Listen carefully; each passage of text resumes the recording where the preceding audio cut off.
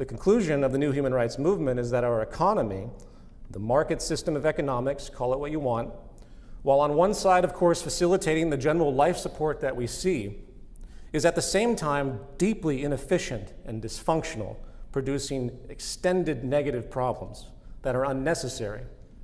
So much so that from the broadest perspective, the economy itself, its core system processes, internal logic, incentives, and so on, it has become the greatest public health threat humanity has ever known due to how outdated and incompatible this system has become in the 21st century. That may seem, of course, like an extreme statement, considering the system has been accelerating production efficiency, as we know, since the Industrial Revolution, again facilitating the goods and services we all rely on. People who defend the market economy these days love to tout all the apparent successes of the system beyond that, on higher sociological levels, if you will, such as higher historical incomes over time, increased lifespan in general, reduced poverty, decreased child mortality, and so on, as though such general improvements, many of which, by the way, are actually quite exaggerated, as we can talk about in the Q&A, justify the litany of other highly negative, unnecessary outcomes. And part of the problem is that these negative outcomes, while often recognized independently, are rarely attributed to their systemic source. In this, symptoms of a larger order problem simply appear as though they are causes themselves.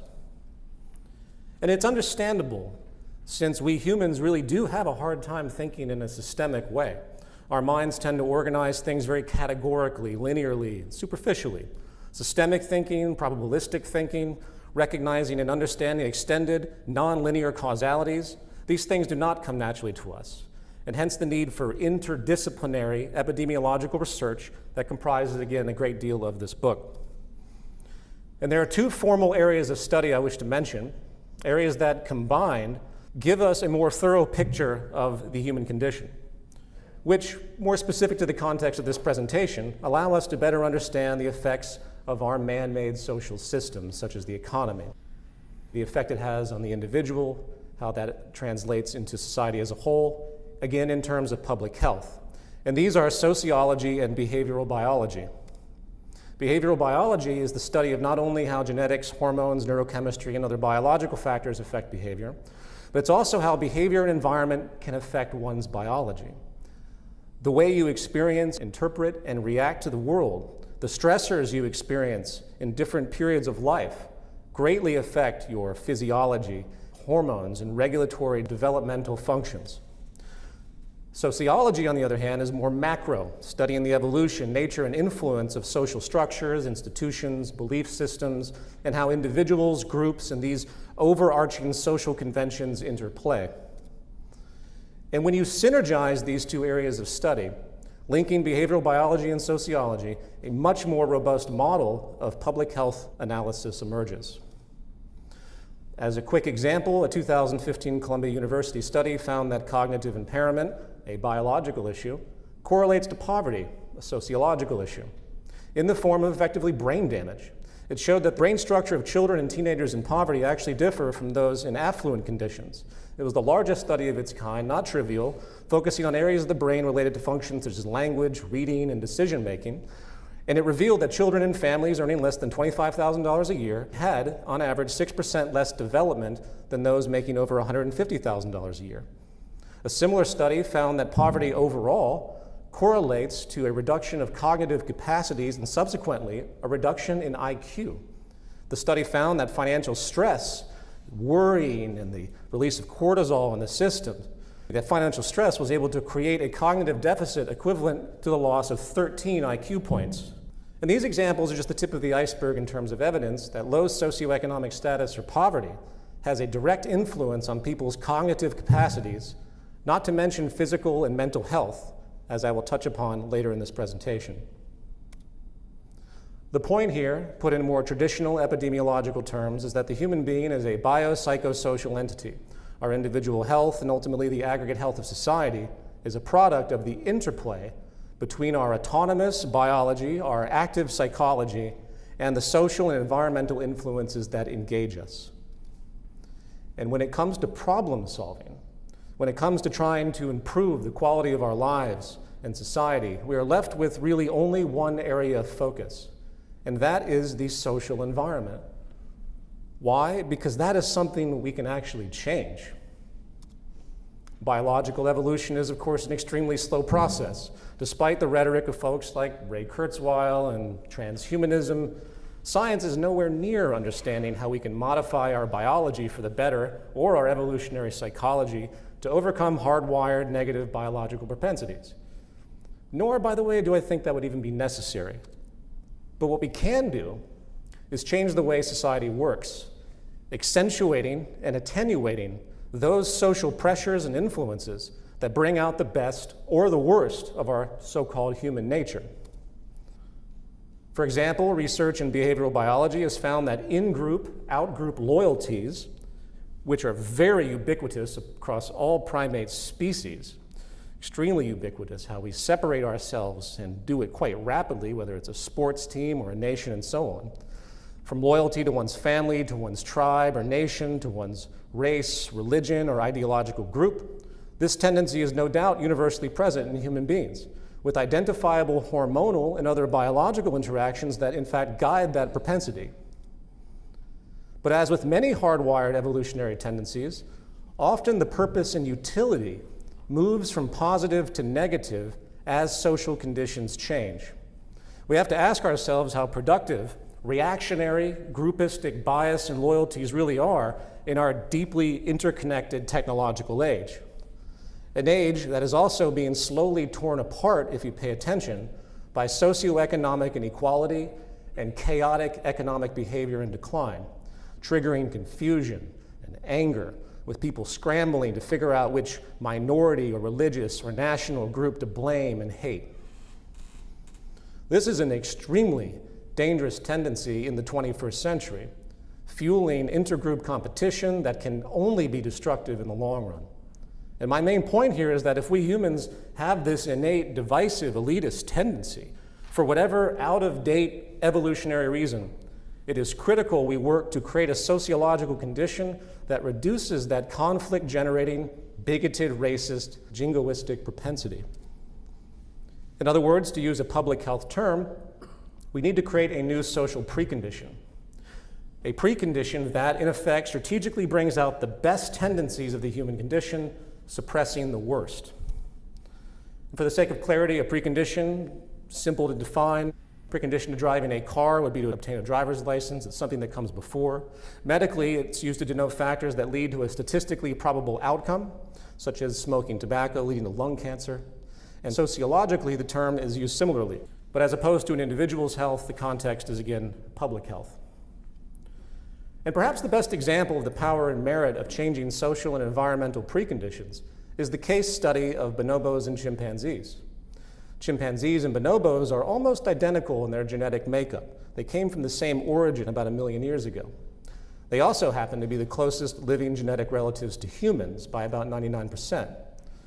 About 1 million years ago, an origin group of these two ape species got divided, speculated by the Congo River in Africa, and each began to thrive in very different environmental conditions, one more abundant, one more scarce. And as a result, they manifested extremely different social behaviors. Bonobo troops living in lush, or I should say thriving at the time in lush, abundant rainforests, developed patterns of low aggression and conflict, females in the alpha roles, very diverse sexual behavior, and other pro-social, slightly more egalitarian characteristics. In stark contrast, chimpanzee troops, evolving in more difficult, scarce landscapes with males in the alpha roles, have consistent conflict both in and out of the group, are highly competitive and territorial, militantly stratified, with extensive sexual regimentation based on stratification. Yet again, these two species today are genetically almost identical, highlighting the power of environment. And while no doubt more complex, similar research has been done on human culture, linking characteristics of different groups to different geographical environmental exposures over long periods of time. This field of study has been termed cultural anthropology and was notably made famous by Stanford anthropologist Robert Textor in his work, A Cross-Cultural Summary. His extensive research found that cultures spawned from resource-scarce desert regions are more prone to monotheism, conflict, stratification, male dominance, and female oppression, while cultures originating from lush, abundant rainforest regions are more prone to polytheism, egalitarianism, fewer sexual taboos, improved women's rights, and less conflict. This is a fairly consistent phenomenon, and we see it, of course, paralleled, albeit it's hard to use primate analogs in an extremely literal way, but the bonobo and chimp comparison is a very unique thing to learn from. And it gives insight as to what it means to exist in a scarce environment and an abundant environment.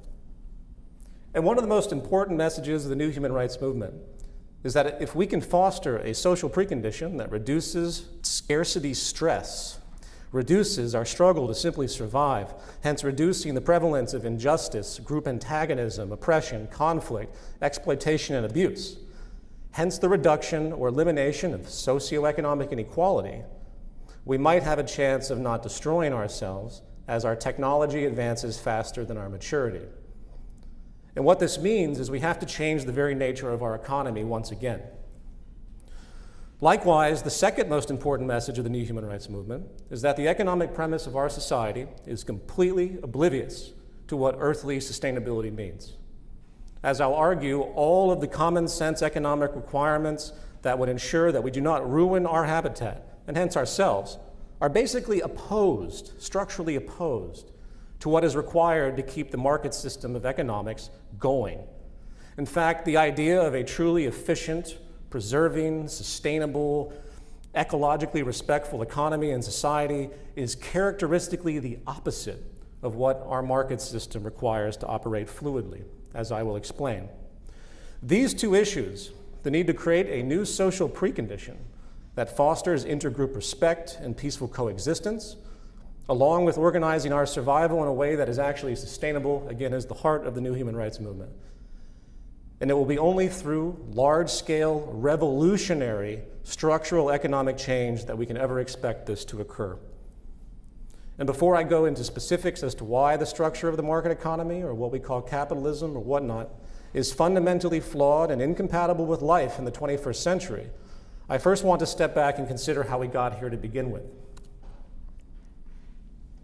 Roughly 12,000 years ago, the human species transitioned from nomadic hunter-gatherer societies, tribes foraging and hunting with no agricultural skills or knowledge, to farm-cultivating settled societies.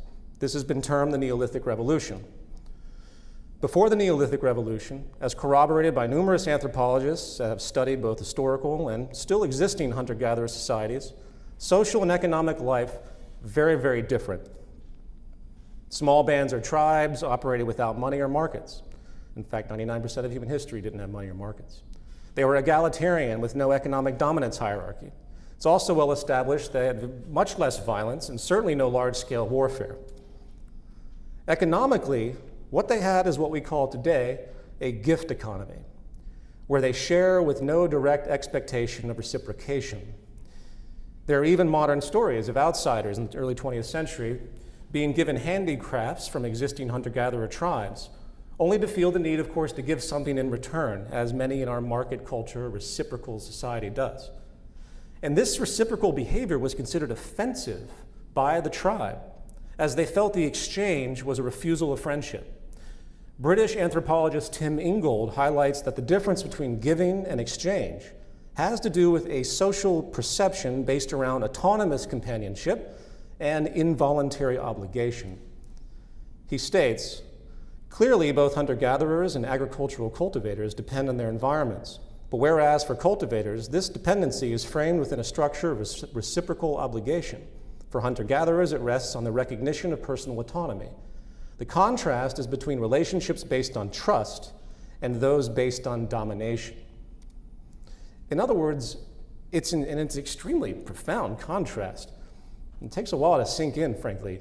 Hunter-gatherer societies operate with a kind of trust of their environment and each other to make things work, a trust that removes the imposition of involuntary obligation. If you think deeply about that, how we in modern culture, how we tend to react when somebody does something for us, very often we react by wanting to do something immediately in reciprocation for them. Not necessarily because it's a good thing to do, but it removes a psychological sense of indebtedness when we do so. And that is a cultural phenomenon that we've created. Hunter-gatherers avoided this. It wasn't that they weren't dependent on each other for contribution, but the egalitarian nature of things, including the minimalistic affluence they had, a very unique point as well. The idea of affluence, of course, we think of giant mansions and so on, but it's really a state of mind and making sure your needs are met. And everything beyond that becomes quite subjective. But including the minimalistic affluence they had, meaning life was not this relentless battle with scarcity for survival, as many have assumed back in this period of time. Allowing for, again, a very different culture. One that provided for the members of the groups without the pressure of obligatory exchange and effectively pattern of dominance. In the words of anthropologist Marshall Salins, contrasting the affluent minimalism of hunter-gatherer society to our modern scarcity-based market society, states, to accept that hunter-gatherers are affluent is therefore to recognize that the present human condition of man slaving to bridge the gap between his unlimited wants and his insufficient means is a tragedy of modern times. Modern capitalist societies, however richly endowed, dedicate themselves to the proposition of scarcity. Inadequacy of economic means is the first principle of the world's wealthiest peoples. The market industrial system institutes scarcity in a manner completely without parallel, where production and distribution are arranged through the behavior of prices, and all livelihoods depend on getting and spending. Insufficiency of material means becomes the explicit, calculable starting point of all economic activity. And as a corollary to that, in the words of neuroscientist Robert Sapolsky, hunter-gatherers had thousands of wild sources of food to subsist on. Agriculture changed all that, generating an overwhelming reliance on a few dozen food sources. Agriculture allowed for the stockpiling of surplus resources and thus, inevitably, the unequal stockpiling of them, stratification of society, and the invention of classes. Thus, it has allowed for the invention of poverty. The Neolithic Revolution set in motion the framework of the world we have today, through a kind of geographical determinism, in fact. The central characteristics of what underscores our now highly competitive, highly unequal, market-driven society were codified as this transition occurred. Put in terms of modern political economy, it gave birth to the basis of property ownership, capital means of production, labor specialization, jobs, regulation, government, and protection, law, police, military. In other words, the foundation of what we call, in effect, the market system of economics. While we can debate the characteristics of prior social systems, such as abject slavery, feudalism, mercantilism, and even historical communism, all large-scale social approaches since the Neolithic Revolution have been based around these features to one degree or another. It has also created what I call in the book the root socioeconomic orientation of our society, which is one based upon scarcity again, with competition, dominance incentives, narrow self-interest, and hence a sociology effectively rooted in fear and in-group and out-group bias. And naturally, since this time, given the influence of this new organizing structure, basically creating a kind of social psychology that permeates the public, the scarcity and protectionist worldview has fostered entire moral philosophies. In fact, I'm unaware of any highly regarded historical figure that has discussed the issue of political economy that really deviates from the idea that it is natural for us to fight and abuse each other, survival of the fittest. And there will always be poverty because that's just the way the world is. It's scarce. In fact, Thomas Hobbes, considered the father of political philosophy in the 16th century, famously stated, "The life of man, solitary, poor, nasty, brutish, and short. The condition of man is a condition of war of everyone against everyone." An extremely bleak, cynical perspective. And then when Thomas Malthus came along in the 18th century, he built upon this cynicism, going so far to suggest that any attempts to alleviate poverty, such as programs by the state, poor laws, and so on in Europe, should end. He considered the existence and fatality of the poor as a law of nature, and hence there would always be part of the human species that must be sacrificed effectively for the greater good. This value system was compounded less than a century later when Charles Darwin composed the seminal Origin of Species, only this time people simply projected into his theory, culminating in a completely contrived concept of what we term social Darwinism. That, on the surface, seemed to justify existing elitism, scarcity-based political and economic philosophies, and so on. all of that noise that had been generated in assumptions was codified, so to speak, by Darwin, not him himself, but the bastardized interpretation of his theories. And hence also justifying inequality and poverty, and consequently conquest, colonialism, subjugation, imperialism, and so on. All of this was born from the grand economic, which is in fact a technical shift, known as the Neolithic Revolution. In other words, if we were to go back in time and interview existing hunter-gatherer societies, even probably ones that are maybe still around today in the Amazon, I guarantee you nobody would be describing life in the terms that Western philosophy has come up with, because they live in a completely different type of social system. This is a figure by economic historian Gregory Clark. It charts the average incomes of people from 1000 BCE to the modern age. And that oscillating equilibrium you see on the left could really go back to about 10,000 years ago and effectively the Neolithic Revolution. He refers to this period appropriately enough as the Malthusian trap. This Malthusian trap refers to this eon-long inability to substantially increase incomes or resource consumption of the overall population, resulting in little expansion of overall human well-being or population growth before the 19th century, or the Industrial Revolution. Population could only expand so far due to insurmountable scarcity and lack of means inherent to the new economic mode of agriculture, causing die-offs. After the die-offs, things would even out a little bit, only to have the process repeat over and over again. This locked income and population growth into a cycle of expansion and contraction. Clark states, indeed, in 1800, the bulk of the world's population was poorer than their remote ancestors. The lucky denizens of wealthy societies, such as 18th century England, managed a material lifestyle equivalent to that of the Stone Age. But the vast swath of humanity in East and South Asia eked out a living under conditions probably significantly poorer than those of cavemen. The average hunter-gatherer had a diet and a work life much more varied than the typical English worker of 1800. Hunter-gatherer societies are egalitarian, and material consumption varies little across their members. In contrast, inequality was pervasive in the agrarian economies that dominated the world in 1800. Generally speaking, the result of the Neolithic Revolution in terms of public health was really quite poor because it generated immediate poverty and inequality. The rich owners of land gained massively, while the general population toiled in class inequality. And it wasn't until the Industrial Revolution of the 19th century, or what Clark calls the Great Divergence, that incomes rapidly increased, along with production, efficiency, the development of mechanization, the discovery of oil. The Industrial Revolution broke the Malthusian trap, and since then, the very fabric of our society has been changing rapidly as the advancement of science and technology plows forward. And in this incredible phase, a transitional phase, in fact, that we're all in right now, the internal logic that has justified the existence of market capitalism is collapsing. I'd like to cover some incompatibilities. The first incompatibility I want to address, something that's being talked about quite a bit these days, is the rise of technological unemployment, humans being replaced by machine, in other words. As per market logic, if it is more cost efficient to automate a job rather than hire a person, it is simply a matter of time before humans are replaced as companies compete for lower prices and market share. And it will happen because the advancement of technology and the means of production is going to continue moving in the direction of what's been termed ephemeralization, or more with less.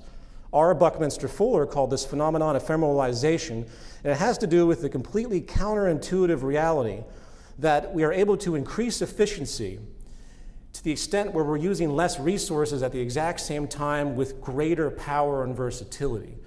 More with less. Our intuition, of course, tends to be very arithmetic.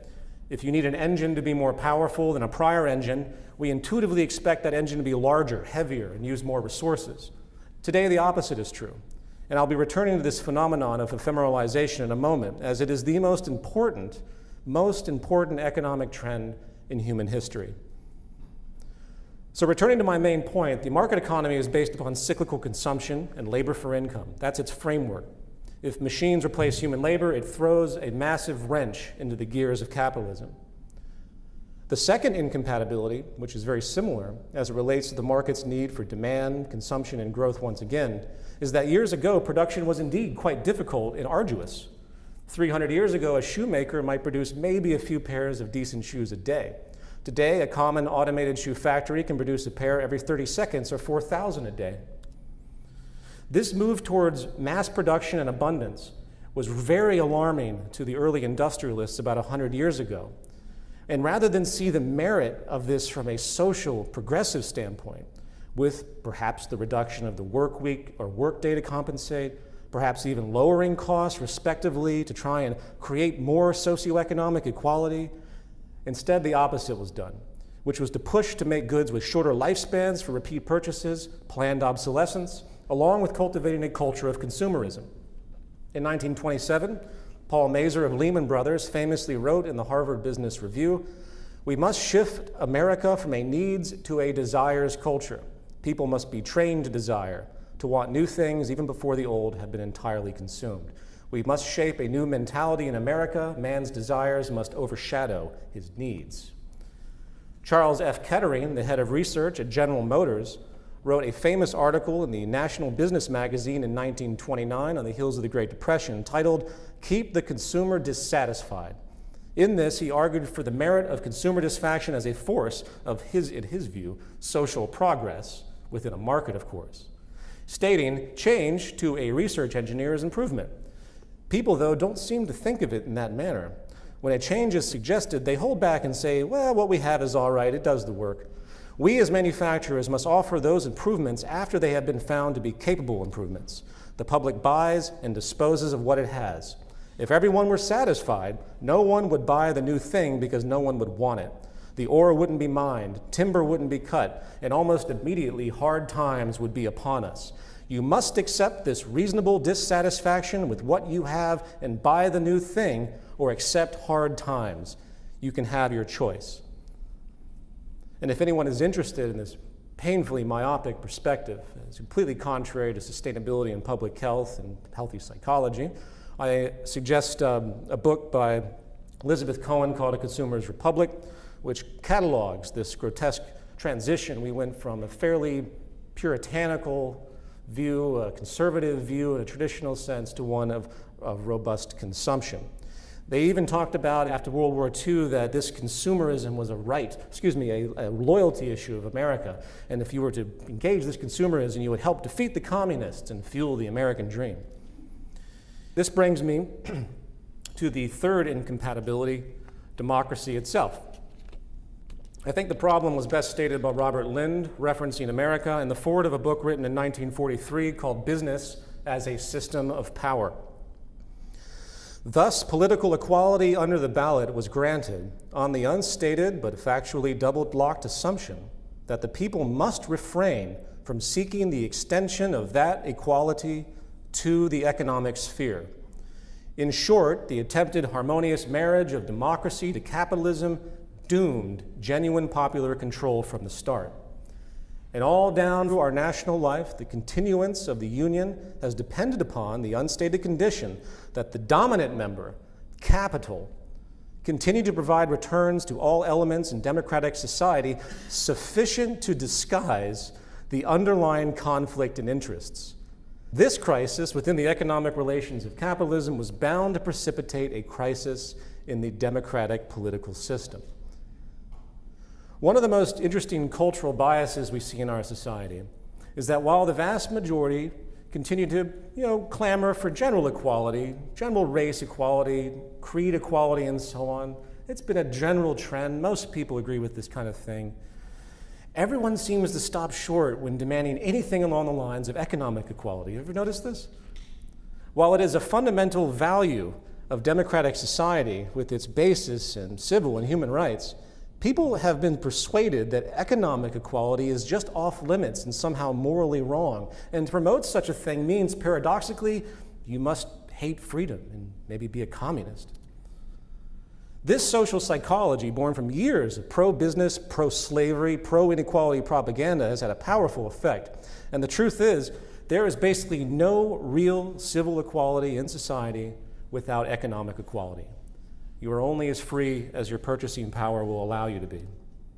And the very fact that it is blatantly obvious globally, beyond any doubt, that business runs government, or better yet, business is government, should be a signpost that capitalist societies gravitate constantly and consistently, even though it gets pushed back by forces that are trying to look forward, gravitates constantly and consistently towards something called fascism.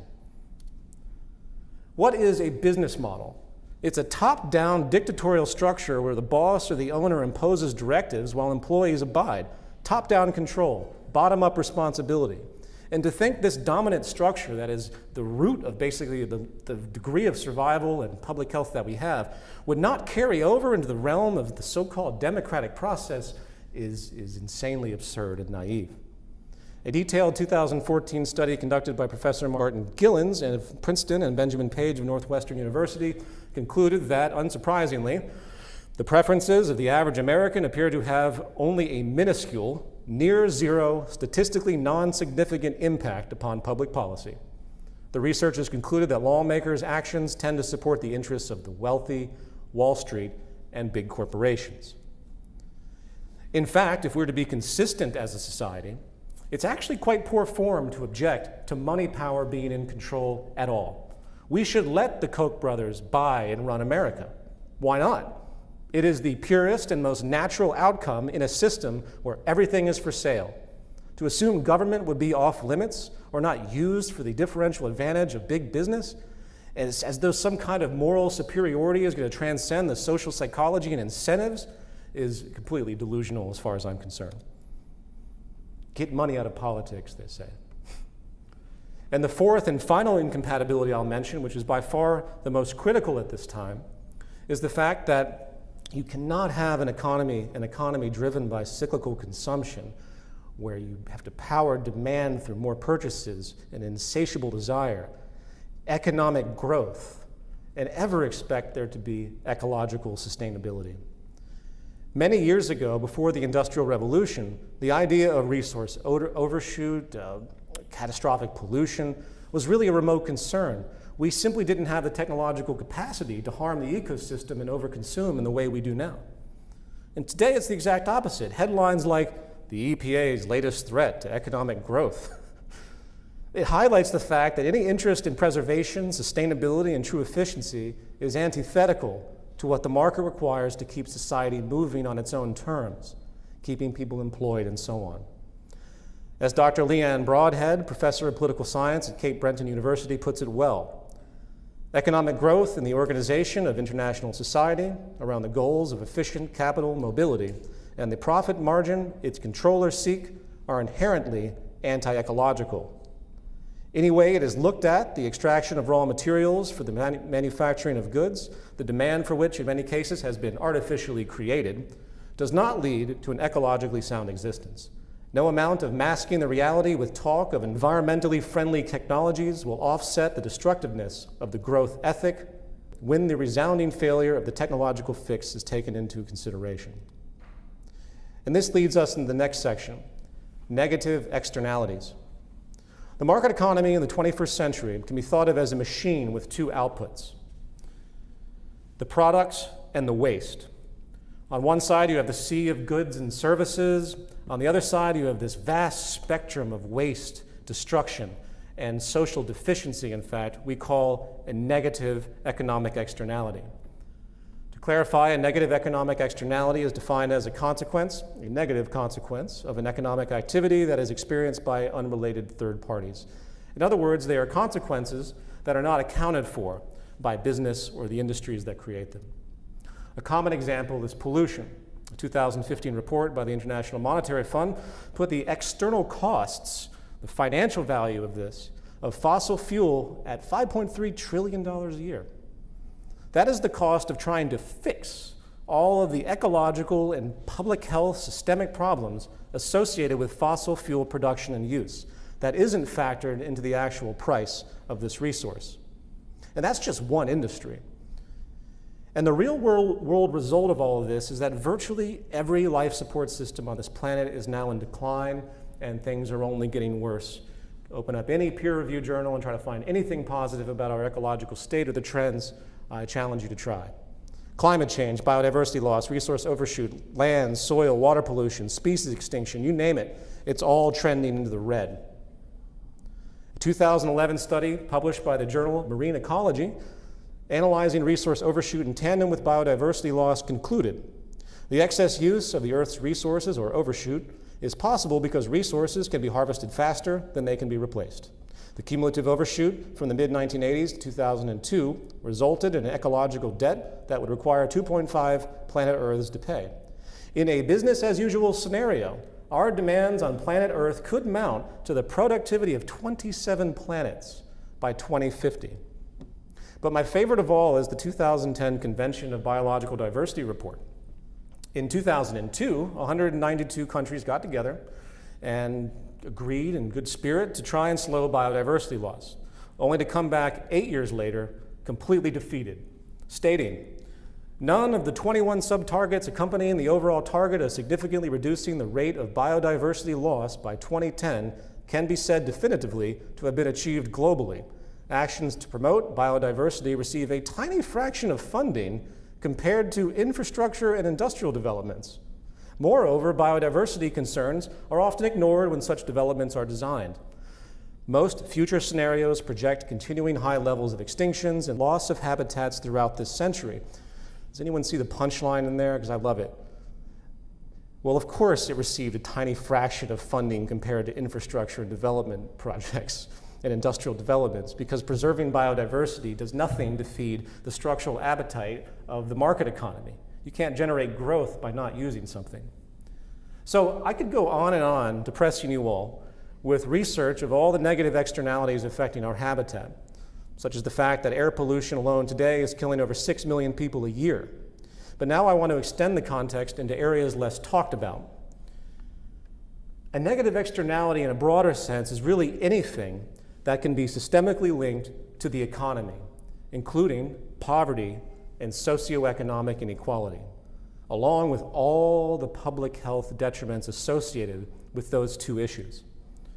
Given that 6 people today have acquired more wealth than 1/2 of the world's population in an outrageous display of market-generated inequality, coupled with the dramatic economic efficiency we have achieved technically through ephemeralization and this more with less phenomenon that shows statistically that we can create effectively a strategic abundance, a relative abundance that can take care of the human population. Something I will address further at the end of this talk, there is absolutely no excuse for any human being on this planet to exist in the caustic condition of poverty or socioeconomic inequality, not in the 21st century. The operant idea here that I hope you all will take home is something coined by Norwegian sociologist and mathematician Johan Galtung, the term structural violence, meaning preventable harm resulting from human-generated institutions. It is an all-encompassing kind of indirect harm that is seen as preventable once again. In our kind of localized sense experience, we tend to think of violence as a direct, human-to-human affair, not a systemic outcome, right? And the following examples as related to poverty and socioeconomic inequality can rightfully be thought of in this way because they are systemic. They are still violence, but it's not a person putting a gun to your head. It's a person that has been troubled and abused throughout their life, exposed to terrible social conditions, put into a bad point in time where their violence is unleashed on you. You don't blame them necessarily or in total. You blame the social conditions that arrive. And that type of thinking is systemic, and that's the kind of thinking that defines public health today. And here are a series of examples that I think are important. As far as mental health, a study by researchers at Washington University, St. Louis in 2016 actually found that child poverty can alter brain connectivity, weakening important connections between regions, leading to clinical depression in adulthood. More broadly, a 2015 study focusing on 63 countries found that about 46,000 suicides were associated with unemployment in 2008 alone, marking a dramatic rise that was related to the global financial crisis. A report published by the American Psychological Association examining a database of 34,000 patients with repeat psychiatric hospitalizations found that unemployment, poverty, and housing unaffordability were correlated with the risk of mental illness. It stated, one of the most consistently replicated findings in the social sciences has been the negative relationship of socioeconomic status with mental illness. The lower the socioeconomic status an individual is, the higher his or her risk of mental illness. A lot of people like to reverse those things, and they assume that there's something wrong with people that leads, no, it is causal in the other direction just as often. Similarly, an analysis by M.H. Brenner covering 120 years of data from New York State mental institutions found that instabilities in the national economy are the single most important source of fluctuations in mental health admissions or admission rates.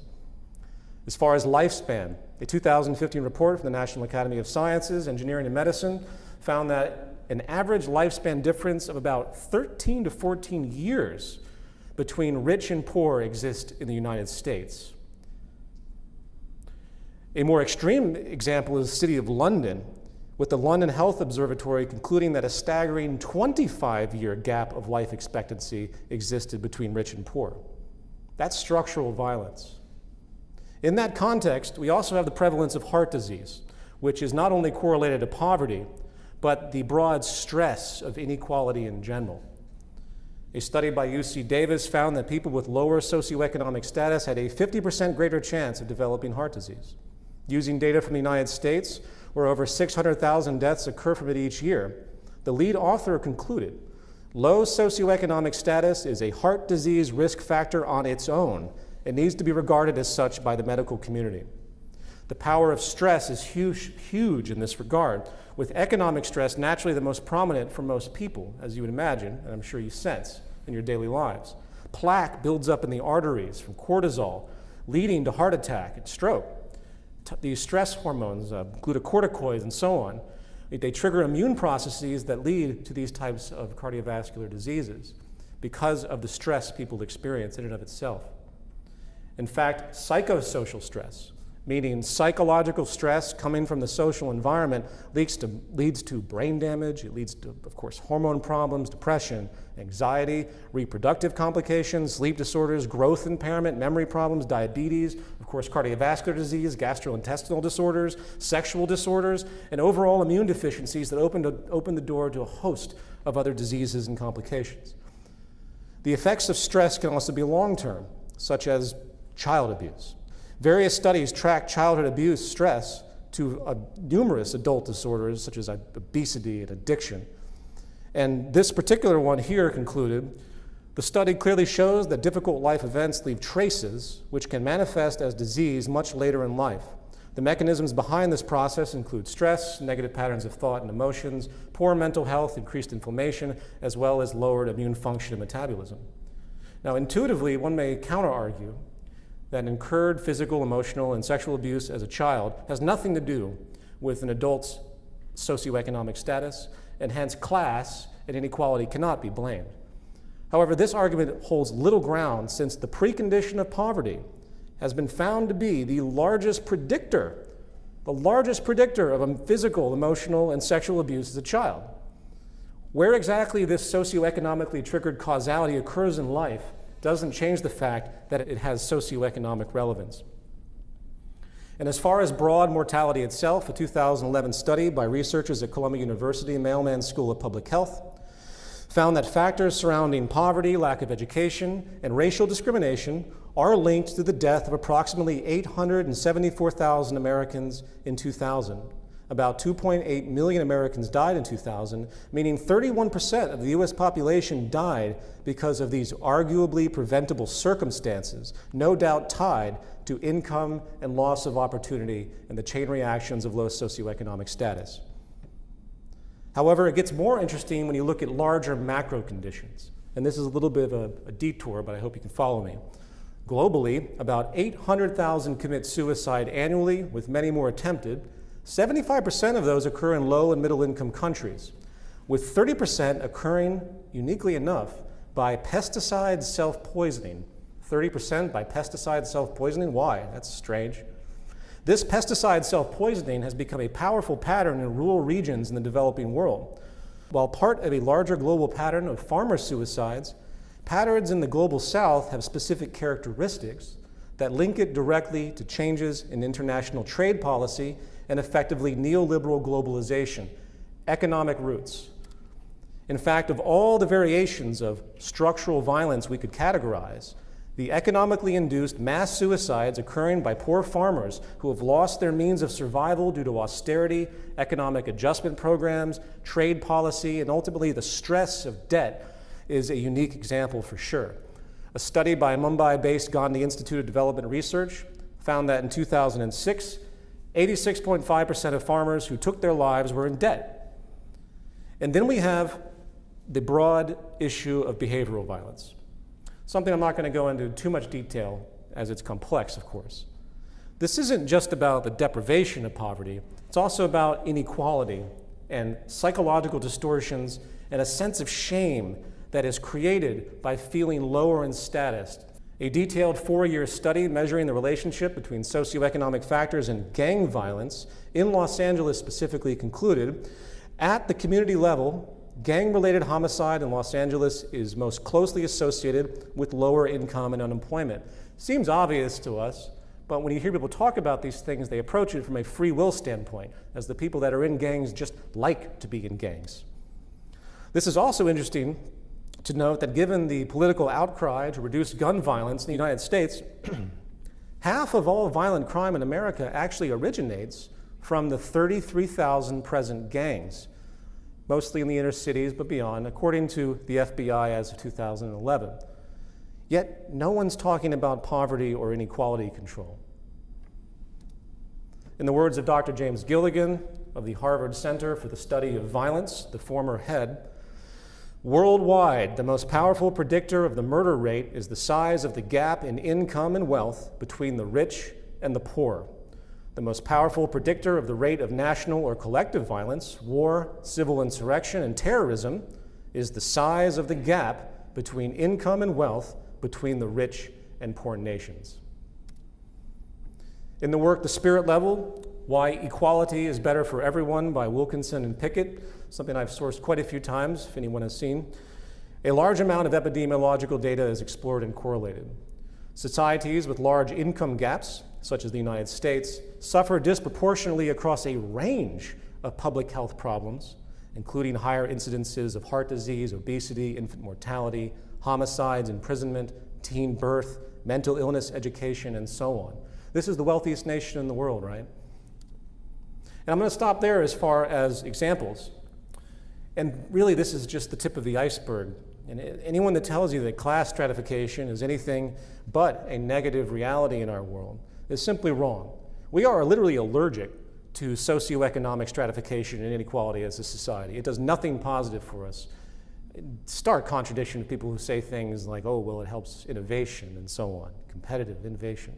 You want to aspire to be that rich person. That's obscenely absurd. Poverty and inequality is an economic precondition simply for disease, violence, disorder, and lower public health. Now, to conclude this part, here is the empirical table of structural violence calculated by Kohler and Alcock in 1976, comparing global lifespans as a basis and using the countries with the longest lifespan as the benchmark. They calculated that up to 18 million unnecessary deaths occur annually.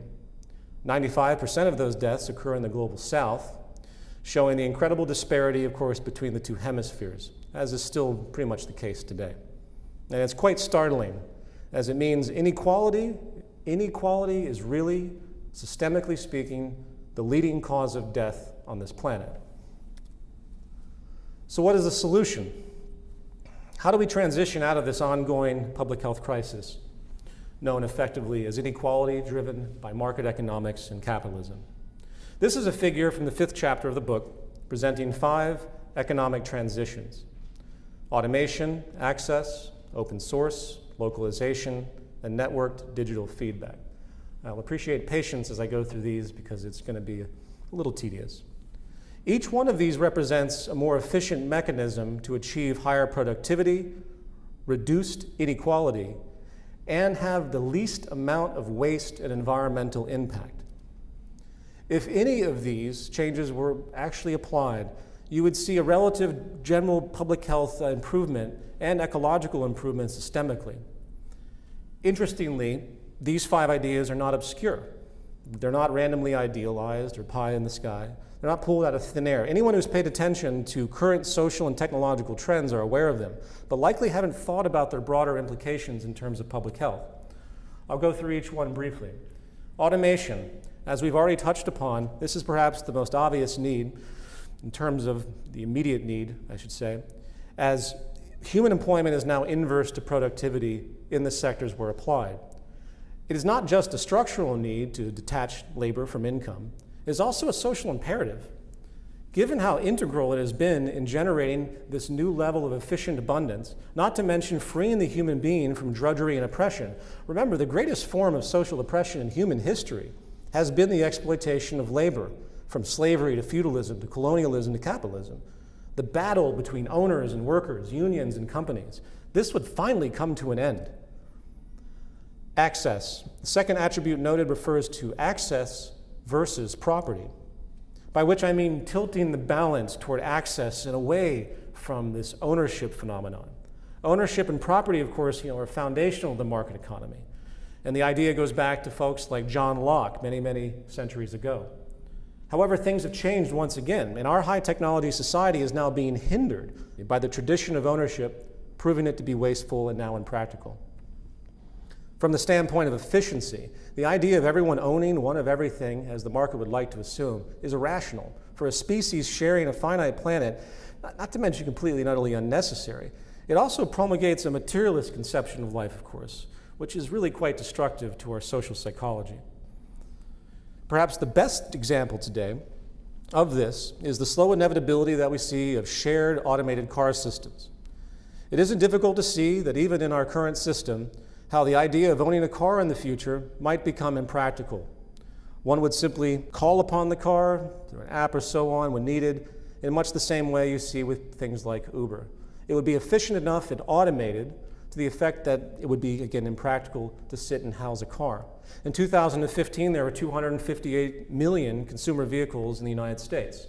Yet the average use time is only 5%, meaning that, in pure abstract theory, only 14 million cars would be needed to meet demand versus 258 million. Again, this is another level of the phenomenon of ephemeralization, more with less, on a structural level. And this kind of strategic access can be applied to many other use needs in our lives without the baggage of ownership, improving sustainability, while also increasing access abundance. It also improves our psychology once again. Third issue, open source. The full incorporation of open source contribution, making all industrial and scientific information freely available, could be deemed the cultivation of a collaborative commons. While we are taught that intellectual property is a driver of competitive innovation in the market, it doesn't hold a candle to the power of the group mind and the wisdom of crowds. It is the sharing of technological information in the long run that really creates our industrial technical process, not the hoarding of it. And if such a system of contribution was created properly, if we could create a technical means to engage not only design, but the virtual testing, CAD, and such systems, other advanced methods of prototyping in the virtual space, it could lead to a point where corporations really don't need to exist at all, because it's networked. The relevance of corporate identity, the structure itself becomes obsolete when you can embrace the entire society for collective creative development. You simply connect the design systems to what will be increasingly smaller industrial production complexes, in the sense that we are seeing today with things like additive manufacturing and 3D printing. Hence again, ephemeralization applied to industry as a whole. And again, I apologize to move so quickly through this because it's a very interesting and nuanced subject, but due to time, I have to be general here. However, what this approach can enable is something really the world has never seen, a true participatory economy, which, by the way, really can only precede a true social democracy. The fourth issue is localization. Building upon this trend of ephemeralization, it is a natural progression to now relocalize industries. In stark contrast to globalization, localization is about regaining efficiency and reducing waste by locally producing as much as possible, streamlining the supply chain. Extraction, production, distribution, and recycling should be subject to design itself on on the highest level, organized in the closest proximity to the population in need. Today, the average American food plate travels about 2,000 miles before you eat it. That's preposterous given the technological potentials we have now, with numerous urban systems, vertical farming, modular, multi-purpose additive manufacturing. Again, we have the technology to now minimize the industrial process as a whole, not to mention bring back a community ethic that globalization is actually buried. And this also means decentralization, which has, of course, many positive features. Oceanic circles is why Gandhi used to refer to it, because he was opposed to industrial globalization way back then, on the premise that you have to have communities that have a local sense and extend out from there. And he envisioned societies of oceanic circles that layer across the world, as opposed to centralized capitalist systems, which is pretty much what this phenomenon that we have possibility of now can do. And the final transition is digitized network feedback. A primitive form of this, so to speak, is now referred to as the Internet of Things, which I'm sure many have heard. And it's about networking technology and sensors to optimize information flows rather than just rely on price. Today's economy is mostly driven by feedback from consumer purchases. People buy, business records this over the transaction, and production alters its designs and distribution to accommodate based on that feedback. It's a term that someone named Ludwig von Mises coined years ago in opposition to anything of central planning and so on, called the price mechanism. In the 20th century, price is now a very, very weak economic measure. In contrast, mechanisms related to this kind of so-called Internet of Things, the ability to connect everything and understand mass amounts of complicated information in a systems approach, obviously would be calculated by computers. We can monitor extremely efficiently consumer preference, demand, supply, planetary resources, labor value in terms of how difficult certain means are. And we can do this virtually in real time if a system was prepared. Everything is connected digitally, so we know what we have and what we're doing. Imagine that. Much of this information, by the way, is pretty much non-existent today because corporations have proprietary restrictions on the information they have. We really don't know anything about the hydrocarbon state of this planet, for example. We really don't know how many particular ores or how many diamonds or anything, because it's their privilege to hoard this information, release it more at their competitive advantage than to actually be truthful. But the real power of all this comes when you combine all the other things I've listed in this figure: automation, access, open source, and localization. You combine them into one synergy, one system. In other words, when people engage in open source, collaborative commons network, working to design with each other, utilizing the group mind, that information can be linked to all of the networked feedback that we're getting from the sensors and the information in our environment. It's hard for me to explain that, but if you can imagine designing something where you have to ask the question, do we have an amount of this enough to work in this system, work in this product? That answer could be readily available through this type of interactive feedback system. Immediate state of resources, trends, possible scarcity, public use patterns, and so on. This is the fabric of a real economy, actually organizing, understanding what you're doing. And again, it's a large subject as extensively detailed in the book, so I'm going to have to kind of leave it at that. In conclusion, the United Nations Declaration of Human Rights states in Article 25, everyone has the right to a standard of living adequate for the health and well-being of himself and his family, including food, clothing, housing, and medical care, and necessary social services, and the right to security in the event of unemployment, sickness, disability, widowhood, old age, and other lack of livelihood in circumstances beyond his control. It's very easy for institutions like this to give lip service to how things are supposed to be in the hope for really what is a more egalitarian view of society with social justice. And as fundamental as this is, the truth is the economic basis of our society today completely works against the hope of any of that occurring. And if the trends stay the same, it's just going to get that much more distant to find balance and justice on the level of public health as time moves forward. I'm going to leave you with this disturbing chart, which annotates 7 negative trends, which in synergy by about 2050 will likely foment a new paradigm of social destabilization if the structure of our society, meaning of course the structure of our economy, does not change dramatically. And such changes, again, are no longer an issue of ideology. This isn't an argument towards what's good or bad or right or wrong, I should say. This isn't freeing people from something. This isn't a Marxist perspective. This is an issue of public health and what is required to keep society with some form of stability as we approach 9 billion people by 2050. And that ultimately is the new human rights movement, a movement to change the structure of our society,